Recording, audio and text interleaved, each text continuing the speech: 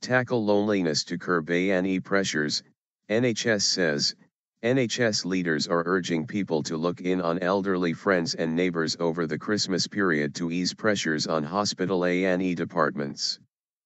They warn loneliness and isolation can increase the risk of emergency hospital admissions. They say people are more likely to report health problems in good time if they have someone to talk to. The Patients Association says the service could be heading for a crunch weekend. Hospitals and ambulance services are already coming under enormous pressure this winter. Figures released on Friday showed in England there were more than 440,000 visits to A&E the previous week, a rise of 6% on the same period last year.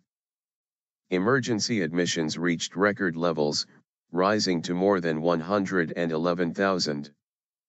Spike in admissions. NHS leaders say they want to keep people out of busy A&E departments as far as possible. They are worried that over the festive period the impact of loneliness and social isolation could cause a major spike in admissions.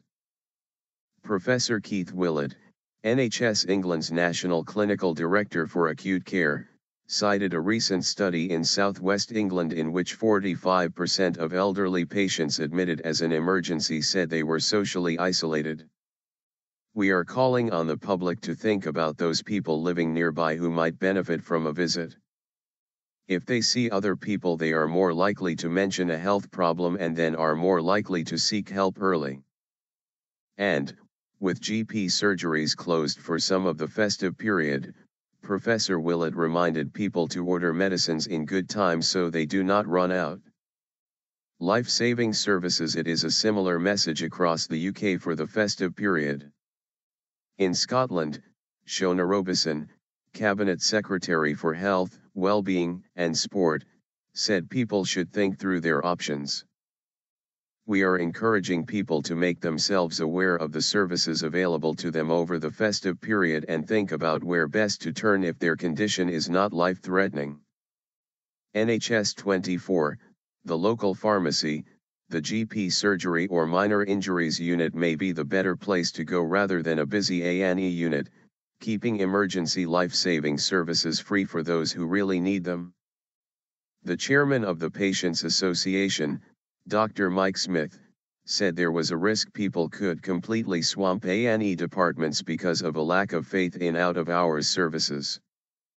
We need a new way of providing 24/7 community services. It's going to have to evolve. The current situation is very difficult for people to cope with.